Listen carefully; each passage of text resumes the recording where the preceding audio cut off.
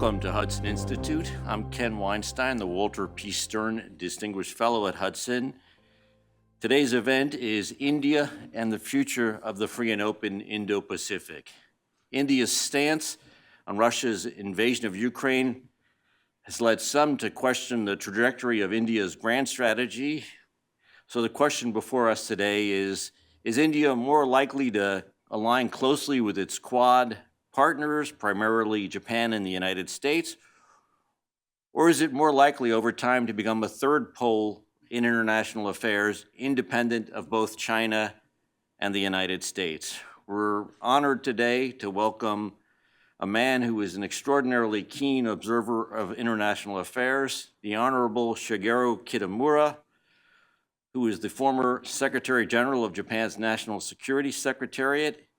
He will examine India's strategic directory, both in formal remarks and then in a conversation with me. Shigeru Kitamura needs no introduction to those of us who follow Japan and Japanese politics and Indian and international affairs closely. He is not only Japan's second Secretary General of the National Security Secretariat, the man who set up its Economic Security Division. He was also the distinguished head of Japan's Cabinet Intelligence and Research Organization. He is a graduate of the University of Tokyo and France's École Nationale d'Administration. He has been decorated by the French government with the Legion of Honor, by the US Pentagon with the Distinguished Service Medal, and by the Australian government with its Intelligence Medal. And he is someone who is well known to policy leaders here in Washington and around the world. It's my honor and my pleasure to welcome him to the stage. I should also note that he is the editorial director of the widely acclaimed memoirs of Shinzo Abe, which came out only a few weeks ago in Japan, and all of us await eagerly for the book to be translated into English. So with those remarks, I'm honored to welcome Shigeru Kitamura to the stage here at Hudson Institute. Thank you so much.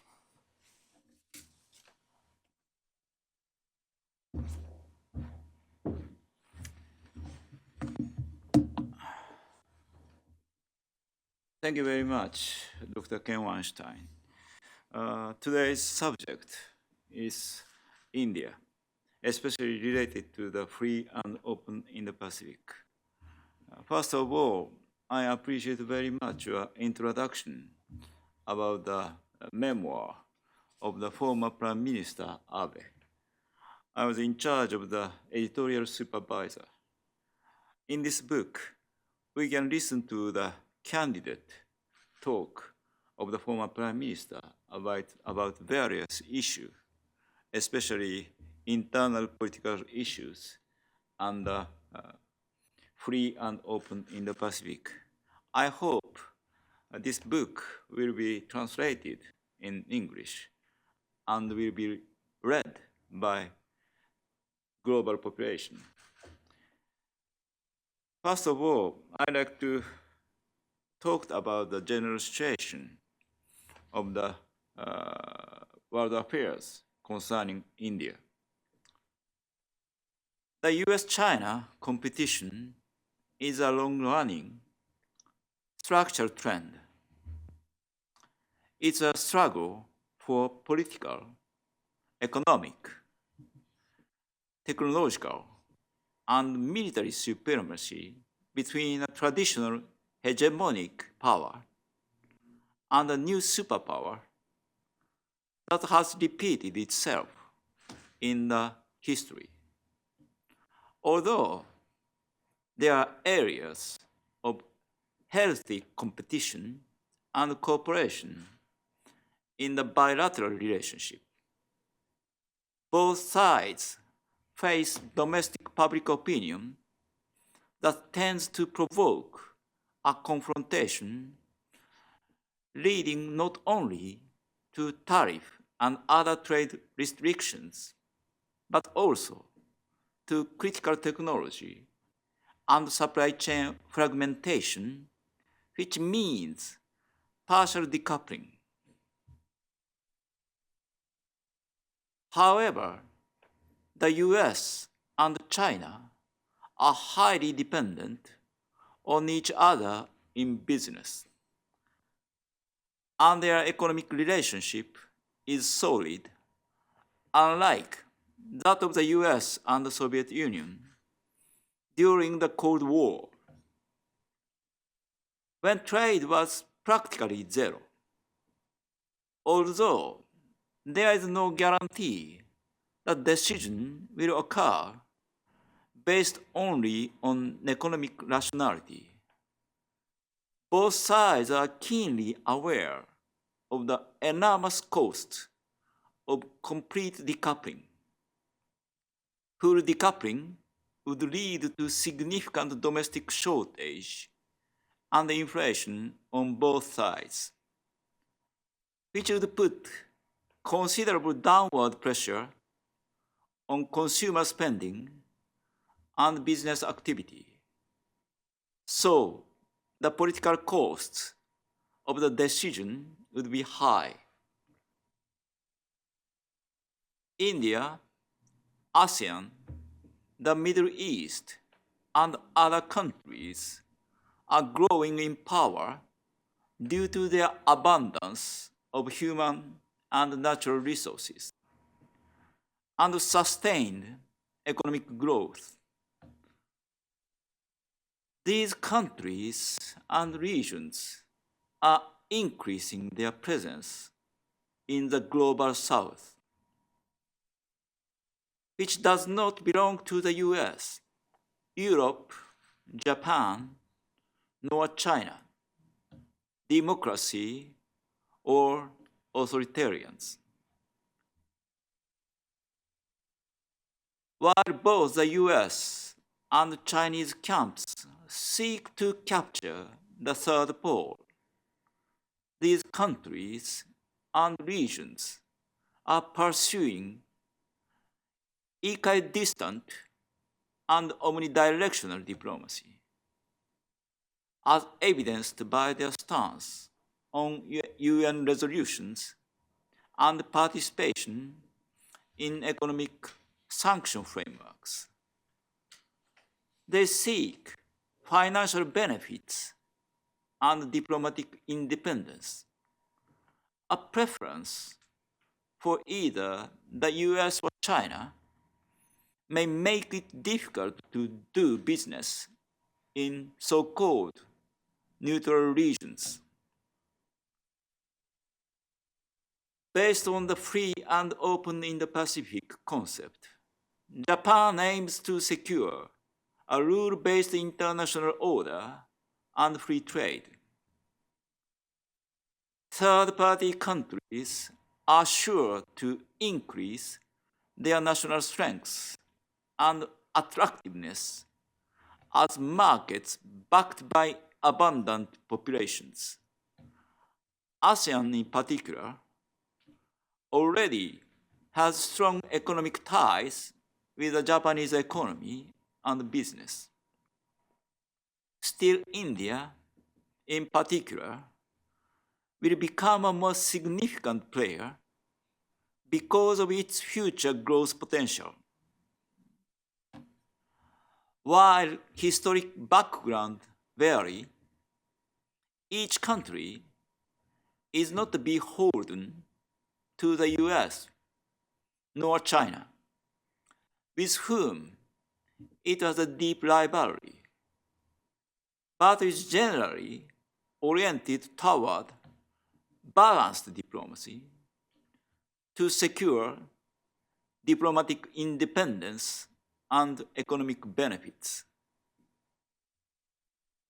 India has the most room for growth among the US, China, and India. It will surpass Germany and Japan to become the third largest economy by 2030. Other economies of the US, China, and India will be comparable in size in about 50 years. India is the only nation that can compete with the US and China over the next 50 years. As the world's largest democracy, India experienced a war with China in the 1960s and still has a history of border disputes and China's expansion into the Indian Ocean. Historically, it has strong military ties with Russia. The Quad framework and the free and open Indo-Pacific partnership concept are shared by the four countries of Japan, the US, Australia, and India. India does not directly blame Russia for the Ukraine issue and imports crude oil from Russia also. India aims for international independence through economic pragmatism and all-around diplomacy. On the economic front, it has deep ties with the US, Europe, China, and Asia, all of which have FTAs and economic partnerships. In international politics, for example, it's a core member of G20s. It's really a third pole alongside the US, Europe, Japan, and China. Thank you very much. Thank you for those deeply insightful remarks. It's rare these days in looking at international affairs that people talk in terms of 50 years from now. It's a reminder of the founder of Hudson Institute, Herman Kahn, who always believed that in order to get the contemporary picture correct, you needed to look at the big picture over the long term. And so it's very helpful for our analysis and for the discussion moving forward. So thank you. Let me begin by asking you about something you talked about in your remarks. You talked first about the importance of domestic public opinion in both the United States and China driving the competition. And I wonder, as someone who knows Washington well, who is an unquestioned, dedicated ally of the United States, what you would tell our policymakers in terms of public opinion in the United States with regard to China. Do you think, as you look at the policy debate over China in Washington, are you concerned as an outside observer? Do you think the rhetoric is, there's all sorts of discussion. Sometimes the rhetoric is considered by some too harsh. Sometimes the rhetoric is criticized in various means. But how do you view things, and do you view them differently from a Japanese perspective?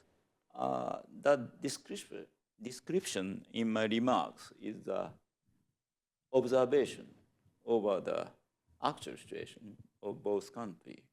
Personally, I welcome the change of the public opinion of the United States. Especially, I welcomed the departure of the engagement policy of the United States, especially in 2020. Mm-hmm. Up to now, up to that moment, I'm very anxious about some public opinion of the United States. It was interesting because Shinzo Abe, over the years I knew him, he was much more skeptical of China than our leaders here in Washington were, concerned about technological developments, concerned about Chinese investment in Japan, Chinese investment in the United States, Chinese investment more broadly, and then we saw here in the United States, particularly it was right here at Hudson Institute when Vice President Pence offered his his speech outlining a new vision for U.S.-China relations in October of 2018, that things really started to change quickly and then became much more aligned with Japan's, the Japanese vision on China. But Japan has always had two sides to its vision on China. Even under Prime Minister Abe, there was also an engagement strategy as well. I totally inclined toward the policy taken by the former Prime Minister Abe. He saw the situation, especially in the East China Sea and South China Sea, was so precarious for him, especially during the period of the land filling of Seven Shore. This occurred during the period of the tenure of the President Obama. Yeah. At that moment, Prime Minister Abe showed his imagery intelligence to the, of course, President Obama and other chief of the state of the European country. But it was so difficult for him to get a positive answer from the Western leaders. But during several years, the land filling for Seven Shores were accomplished. In the garden of the White House, President Xi promised that Seven Shore will not be militarized. But it's a total lie for the world, I think. Actually, the area inside 9-dash line was totally militarized, and there is no deterrence. And actually, it has become some kind of bastion, like the Okhotsk Sea of Russia. Yeah, it was interesting because Prime Minister Abe was usually very guarded in his public comments. I mean, the memoir, which we all await for in English, being an exception because there were interviews he did where he spoke his mind on critical issues. But in the last major interview he did with The Economist, he talked about the fact that it was President Obama's retreat from U.S. global leadership that in part led him to pursue a much more active both military and diplomatic agenda, and this issue of the militarization of the artificial islands were at the center of his of the change in Japanese policy. But I think it's totally right, I think. And he tried to do that. But finally, after the change of the U.S. policy, his persuasion was finally successful. Yeah.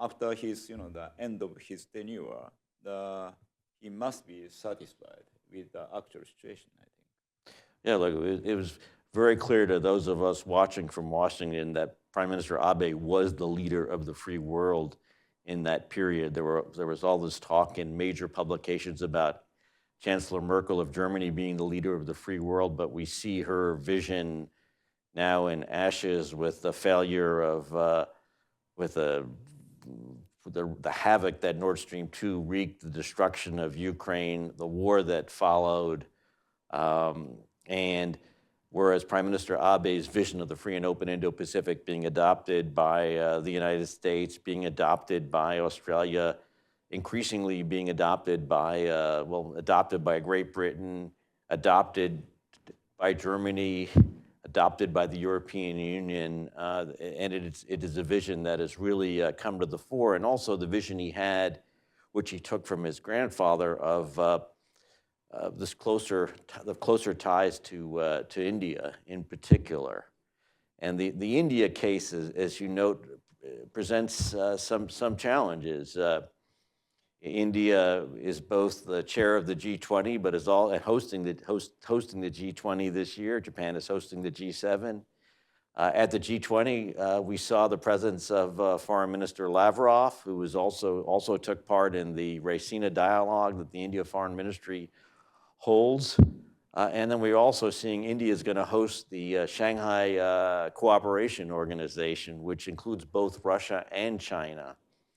And you mentioned India continues to buy oil from Russia and continues to maintain its multifold foreign policy of engagement in the Quad, obviously, engagement with the Russians, lesser engagement with the Chinese, arguably.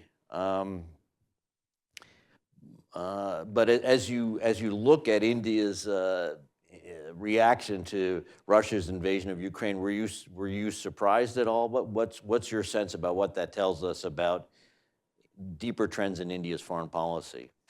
First of all, you mentioned about the diplomacy of the former prime minister.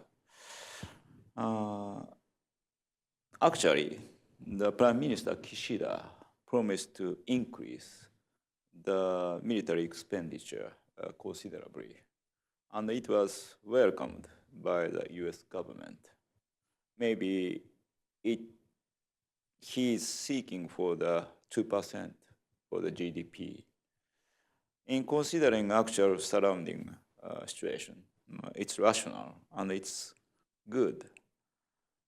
However, during the tenure of the former Prime Minister Abe, of course, he increased the military budget. But comparing with the GDP, it's not easy to surpass the limit of the 1%. Therefore, I never asked him directly, but he preferred to enhance the deterrence through the diplomacy in seeking for the value of the democracy, rule of law, and no use of the coercion or changing the status quo. Therefore, he established multi-layered international structure like Quad, like free and open Indo-Pacific, and the cross-tie with the US. From time to time, the former Prime Minister Abe is criticized as the hawkish politician, but in reality, he is seeking for the democratic value and to maintain the stable relationship with our neighbors, DPRK, and China, and Russia. This point is emphasized even in the memoir of the Prime Minister. It's a first point. Second point, of course, we are rather irritated. We are a little bit irritated about the standpoint of the India against the Ukraine warfare. But in thinking about its position seriously, it must be rational decision-making by Prime Minister Modi. Of course, as I mentioned in my speech, India participates in the Quad. But the national interest of India is not the containment of China. They are seeking for some hegemony in the South and Western Asia, the number one in this region. But recently, this status was threatened by China. First one is one road from the seaborne, and another one in the Kashmir from the northern part. Several years ago, I talked with the Indian authority. They are not willing to participate in the Quad because they can understand the importance of this meaning. And for example, we must listen to the speech of the Prime Minister Modi on the occasion of the Shangri-La Dialogue. He never mentioned about free and open Indo-Pacific. And rather, he underscored the independence of the diplomacy of India, and he made much of the centrality of ASEAN. Some American colleagues said to me he was disappointed. But in this speech, Mr. Modi expressed the real intention of India. Despite the participation of Quad, India is seeking for its own interest. As I mentioned, India's military equipment is almost occupied by the Russian-made. And they import crude oil from Russia also. From the viewpoint of the national interest itself, it's natural they never support the resolution of the Western countries. But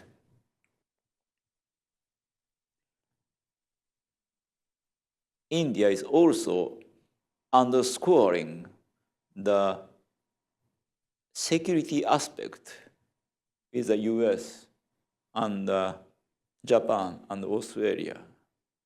Last year, we publicized a joint statement for Quad. Some said Quad meeting was degraded to the economic cooperation. But it's not true, because three pillars are important. One is connectivity. Second one is the cooperation in the advanced technology. Third pillar is internet security. Three pillars are economic one, but closely related to the security. I think connectivity is so important. As I mentioned, the PRC is threatening India from the vertical direction, north to south, to find out the exit to the ocean. Instead, India is seeking for the connectivity west and east. This policy is totally going with the policy taken by Japan. Japan is seeking for the connectivity east and west. We must pay attention to such, signals and such move from India. And actually, I can understand very well the Indian policy. At the same time, it's so important. We must encircle India to our side through the various methods, especially economies, I think.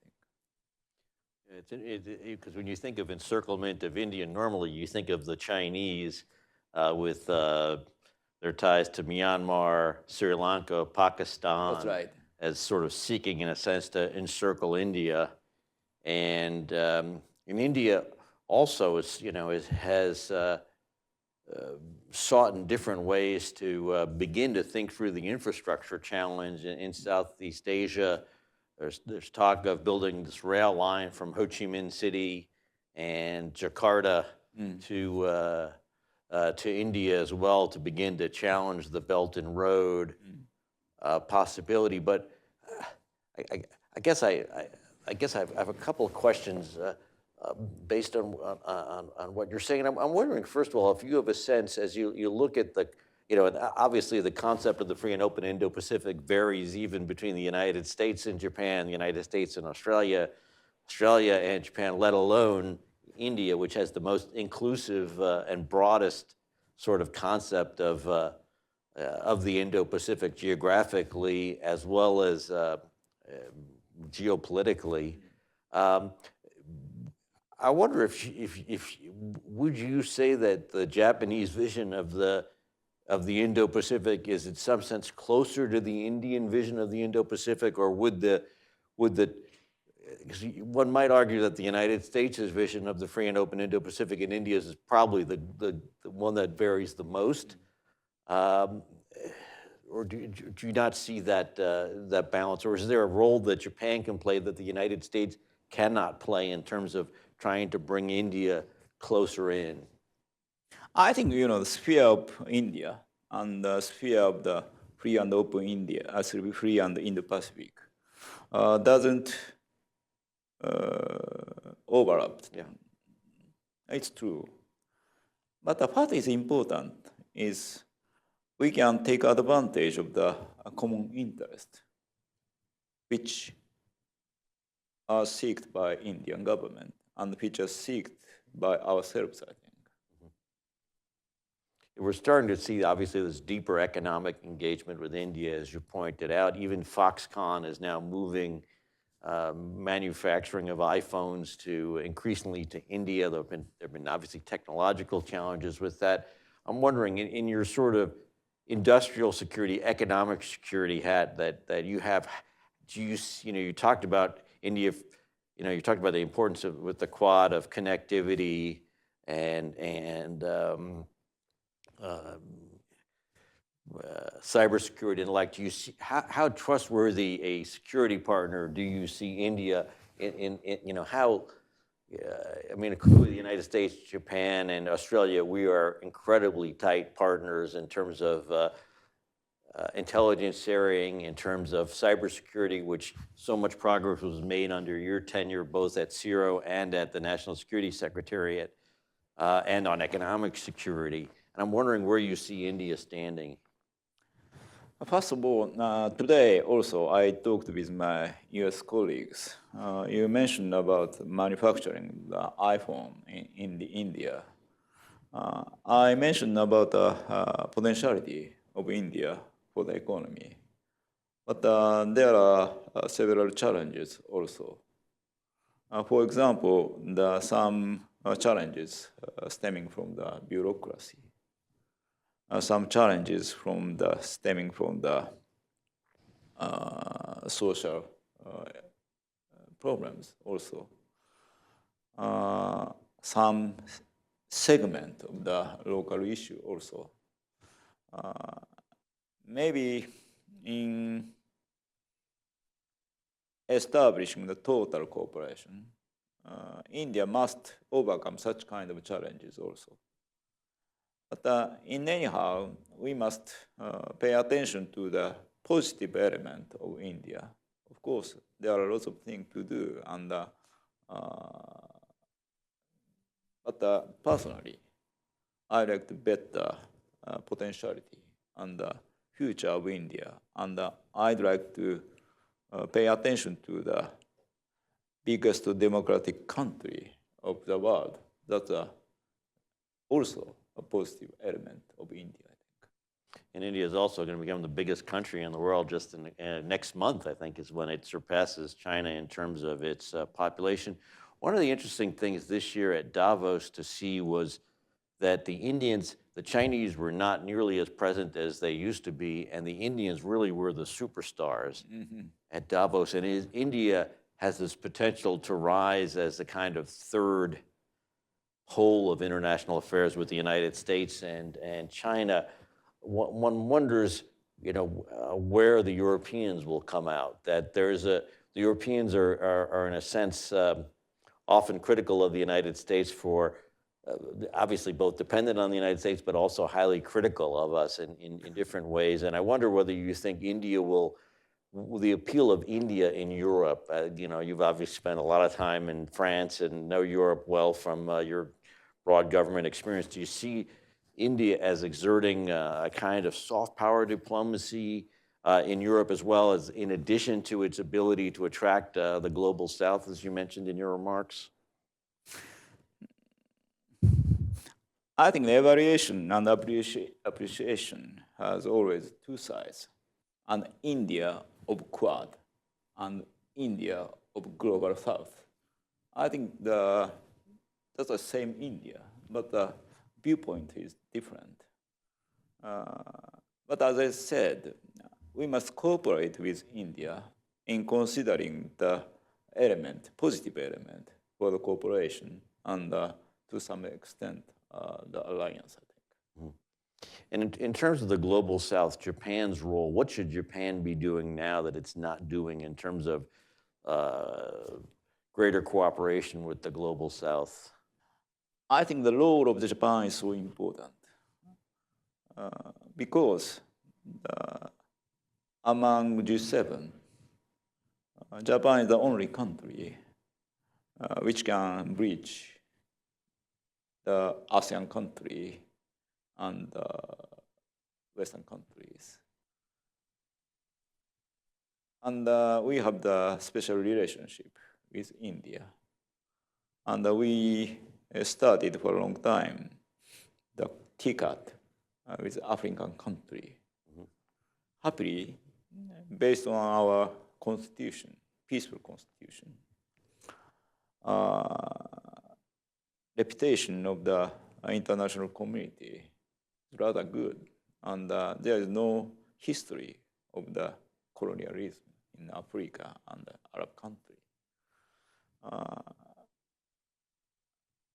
Japan must take advantage of such international image and play a positive role for bridging the European and the US and the so-called global South.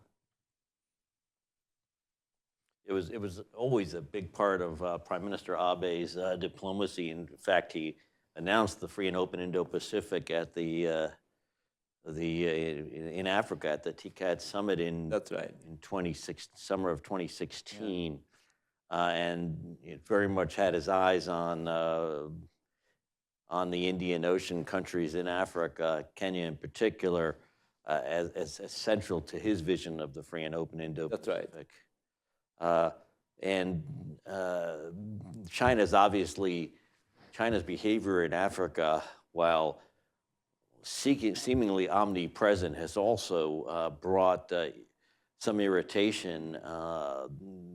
Africans upset with the quality of infrastructure sold, Africans upset with the use of Chinese rather than domestic laborers, heavy-handed tactics by Chinese government, obviously widespread presence of the Chinese intelligence agencies and security counterparts in countries where China has become engaged. Do you see any change in Africa, on the African side, or an opening now in Africa for Japan? Certainly you see one for India. First of all, I like to talk about the limit of the One Belt, One Road initiative. Maybe the administration of PRC observed some limit of the One Road, One Belt initiative, One Belt, One Road initiative. And because of the stagnation of the Chinese economy and no popularity of such kind of the behavior, I think it's a very good timing for us to proceed our own infrastructure cooperation vision toward so-called Global South in reiterating the value of the democracy, rule of law, transparency, and no interference in the internal politics. Very interesting. Let me ask you one final question before we wrap up, and that's about Taiwan. Prime Minister Abe famously noted that a Taiwan contingency would be a Japan contingency. He made sure that the notion of the so-called Taiwan scenario became a subject of public debate in Japan, and that led to an increased awareness of just how challenged Japan's own security was in the case of some kind of a Chinese attack, whether it be open, whether it be gray zone upon Taiwan. Where do you think India would stand in the event of a Taiwan contingency? Can we predict, would the reaction be similar to what we saw in the case of Ukraine? Or would you expect a different assessment from India's leaders? I'm sure the Indian leaders, but concerning the Taiwan contingency, we can underscore two things. One is the geographical difference. Ukraine is connecting Russia directly, but the contingency of the Taiwan, the PRC must pass through Taiwan Strait. It's extremely extreme difficulty for the tactics of the Taiwan contingency from the viewpoint of the PRC. Second is the international reaction concerning the resolution against Russia on the Ukraine warfare, almost 150, more than that, I'm sure, but such kind of countries vote for this resolution. But concerning Taiwan, internationally, Taiwan is isolated. Therefore, it's not easy for Taiwan to get such numerous support from the international society. This is two things I must point out. Second part is rather important. Prime Minister Abe mentioned the Taiwan contingency is Japan's contingency. These were also radically criticized by the public opinion newspaper. But militarily, it's a natural thing. Geographically, Taiwan and Japan archipelago is very close, so near. It's the first point. Second point, as I mentioned, the PLA must go across the Taiwan Strait. What is the biggest obstacle for this operation? It's a US base in Japan. It's a 7th Fleet, also in Japan. In order to wipe out the hindrance of the US military forces, tactically, it's normal, it's natural. The PRC attack, first of all, the US base and the 7th Fleet in Japan. That's why, despite the posture of Japan toward Taiwan, Taiwan's contingency has become naturally the Japan's contingency.